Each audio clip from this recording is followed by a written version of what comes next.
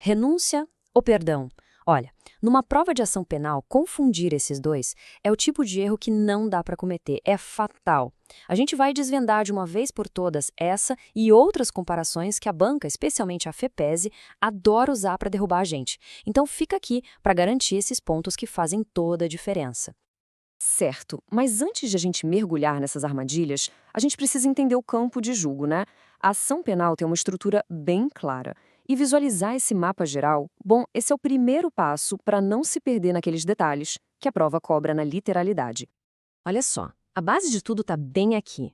A ação penal se divide basicamente em três tipos. E a diferença entre eles está em três pontos-chave. Primeiro, quem é que pode iniciar a ação? Segundo, qual é a regra principal? E terceiro, qual é o documento que dá o pontapé inicial? Entender essa tabela aqui é o alicerce para a gente construir todo o resto.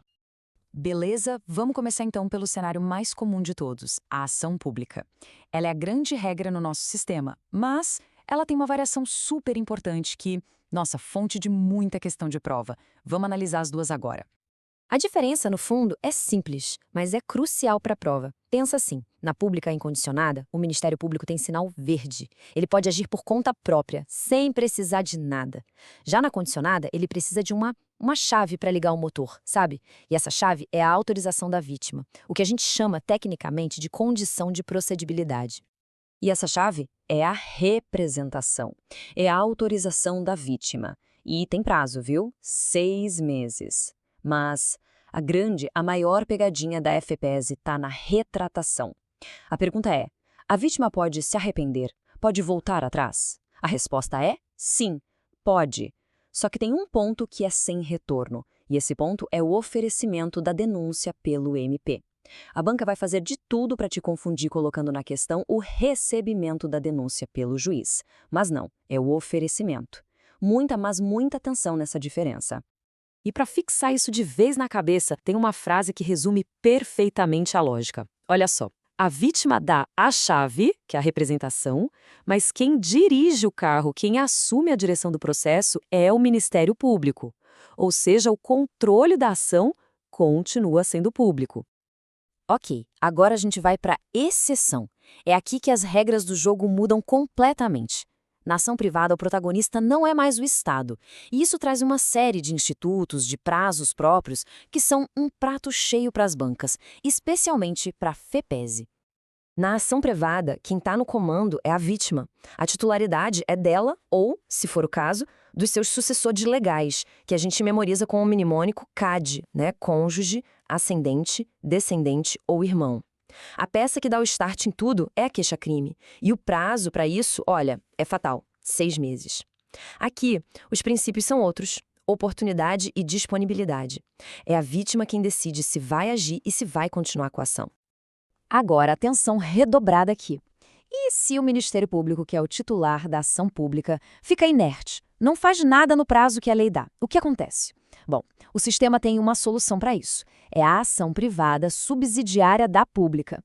É basicamente a chance que a vítima tem de assumir a frente do processo quando o MP se omite. Aí ela mesma pode oferecer a queixa-crime. Para memorizar essa lógica, pensa assim. Na ação privada, a vítima é a dona da bola. É ela quem decide se o jogo começa, entrando com a queixa-crime, e é ela também que pode apitar o fim do jogo usando institutos como perdão, por exemplo. Certo. Agora a gente chegou no coração das armadilhas de prova. A comparação direta entre renúncia e perdão. Sério, dominar as diferenças entre esses dois é simplesmente fundamental para gabaritar as questões de ação penal. A distinção principal, o que você precisa gravar, está no tempo e na natureza do ato. A renúncia acontece antes do processo existir. A pessoa nem entrou com a ação ainda. E é um ato unilateral, ou seja, só depende da vítima, ela simplesmente abre mão do direito dela. Já o perdão só pode acontecer durante o processo. E ele é bilateral. O que isso quer dizer? Não adianta a vítima querer perdoar se a outra parte não aceitar o perdão. E aqui está uma pegadinha clássica da FEPESE tirada direto da letra do artigo 104. A banca vai te perguntar: se a vítima recebe uma indenização pelo dano lá na área civil, isso quer dizer que ela renunciou ao direito de entrar com a ação penal? A resposta categórica é não. O parágrafo único é expresso: o recebimento da indenização não implica, por si só, em renúncia tácita. É pura literalidade da lei. Já sobre o perdão, o detalhe que mais cai em prova é essa natureza bilateral. A aceitação do querelado é uma condição essencial para que o perdão produza efeito. Se ele recusar, o processo continua normalmente. E, por favor, lembre-se, perdão do ofendido é um instituto exclusivo da ação penal privada. Não existe isso em ação pública, ok? Então, para não esquecer nunca mais na hora H, renúncia é antes do processo. Perdão é durante e precisa de um sim da outra parte. Guardou? Antes e durante. Simples assim. Muito bem, vamos para outra dupla que causa uma confusão danada na cabeça do pessoal. Decadência versus perempção. As duas têm a ver com a perda de um direito por inércia, por deixar o tempo passar. Mas o momento em que elas acontecem muda absolutamente tudo. O foco aqui é entender o que se perde. Na decadência, a pessoa perde o direito de ação, o direito de começar o processo. O processo, nesse caso, nem chega a nascer. Já na perempção, a pessoa perde o direito de prosseguir na ação. A ação já começou, mas ela perde o direito de continuar com ela. É tipo uma punição pela negligência no andamento.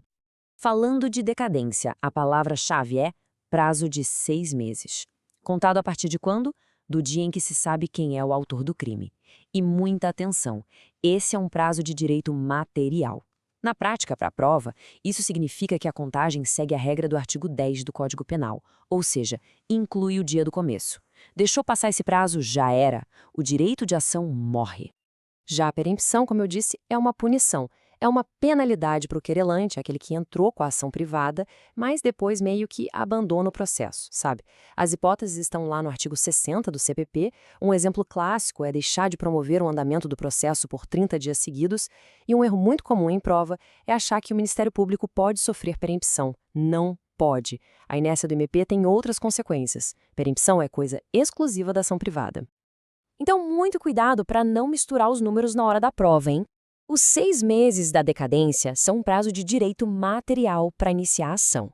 Já os 30 dias da perempção, por exemplo, são um prazo processual ligado à negligência dentro do processo. Uma coisa não tem nada a ver com a outra. Beleza. Para fechar, vamos fazer aquela revisão final bem rápida, um verdadeiro bate-bola desses conceitos-chave. É para garantir que tudo isso esteja fresco na memória para a gente destruir qualquer questão que a FEPESE jogar na nossa frente. Foco total aqui. Então vamos lá, resumindo os 4 institutos para não ter erro. Renúncia é unilateral e acontece antes da ação. A pessoa abre mão do direito. Perdão é bilateral e acontece durante a ação. Precisa de aceite. Decadência é a perda do direito de agir por causa do prazo. Acontece antes da ação. E perempção é uma punição por inércia, por abandono, e acontece durante a ação. Viu? Organizado assim, fica mais fácil.